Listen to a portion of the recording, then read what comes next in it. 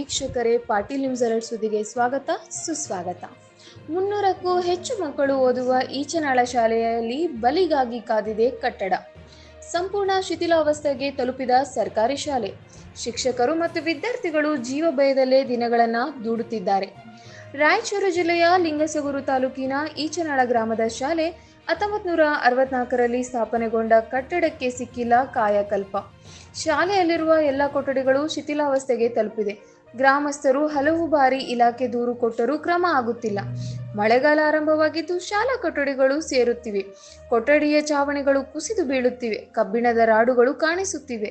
ಕೆಲ ಪಾಲಕರು ಶಾಲೆ ಸ್ಥಿತಿ ನೋಡಿ ಮಕ್ಕಳನ್ನ ಶಾಲೆಗೆ ಕಳುಹಿಸುತ್ತಿಲ್ಲ. ಹೀಗಾಗಿ ಶಿಕ್ಷಣ ಇಲಾಖೆಯ ವಿರುದ್ಧ ಸ್ಥಳೀಯರು ಆರೋಪ ವ್ಯಕ್ತಪಡಿಸಿದರು.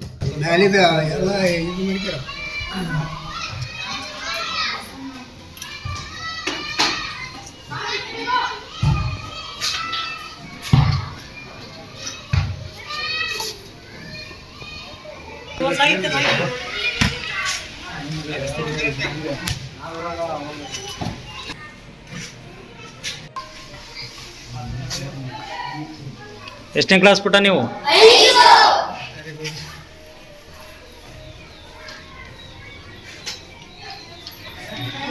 ಯಾರ ತಲೆ ಮೇಲೆ ಆದ್ರೂ ಬಿದ್ದೈತ? ಇದು ಛತ್ತು ಬಿದ್ದಿಲ್ಲ? ಬೀಳುತ್ತನ ಭಯ ಐತಾ? ಹೊಸದು ಬೇಕಾ ಕಟ್ಟಡ?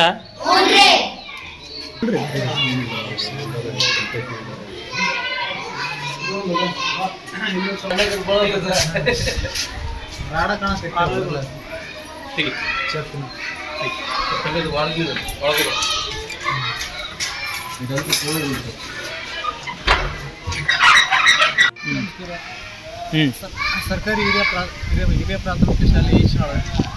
ಈ ಶಾಲೆ ಸ್ಥಾಪನೆಯಾಗಿದ್ದು 1964 ಇಸ್ವಿ.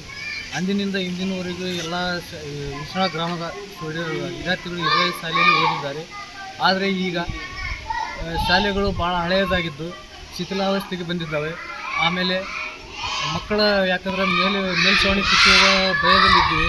ಅವೆಲ್ಲ ಕಿತ್ತುವ ಅದಕ್ಕಾಗಿ ಶಾಲೆ ಮಕ್ಕಳಿಗೋಸ್ಕರ ಹೊಸ ಶಾಲೆ ನಿರ್ಮಾಣ ಮಾಡಿಕೊಡಬೇಕು. ಹಾಗೂ ಜನಪ್ರತಿನಿಧಿಗಳು ಇದ್ರ ಬಗ್ಗೆ ಗಮನ ಹರಿಸಬೇಕು. ದಯವಿಟ್ಟು ಮಳೆ ಬಂದರೆ ಸೋರ್ತಾ ಇದ್ದವು ಬಿಲ್ಡಿಂಗ್ಗಳು. ಭಾಳ ಸಮಸ್ಯೆಯಿಂದ ಭಾಳ ಗಂಭೀರವಾದ ಸಮಸ್ಯೆ ಇದೆ ಈ ಶಾಲೆಯಲ್ಲಿ. ಇದರ ಬಗ್ಗೆ ಸ್ಥಳೀಯರು, ಗ್ರಾಮ ಪ್ರತಿನಿಧಿಗಳು, ಆಮೇಲೆ MLAಗಳು ಇದರ ಬಗ್ಗೆ ಸ್ವಲ್ಪ ಗಮನ ಹರಿಸಿ ಆದಷ್ಟು ದಯಮಾಡಿ ನಮ್ಮ ಶಾಲಾ ಮಕ್ಕಳಿಗೋಸ್ಕರ ಈ ಶಾಲೆಯನ್ನು ನಮಗೆ ಹೊಸದಾಗಿ ನಿರ್ಮಾಣ ಮಾಡಿಕೊಟ್ರೆ ಮುಂದೆ ಓದ್ತಕ್ಕಂಥ ಹುಡುಗರಿಗೆ ಅನುಕೂಲ ಆಗುತ್ತಂತೇಳಿ ನಾವು ಭಾವಿಸ್ತೀವಿ. ನಿಮ್ಮ ಹೆಸರು? ನಮ್ಮ ಹೆಸರು ರಮೇಶ್ ವಿಶ್ವನಾಥ್. ಏನು? ನಾವು ಈ ಶಾಲೆಯಲ್ಲಿ SDMC ಸದಸ್ಯರಿದ್ದೀವಿ. ಸರಿ, ಓಕೆ.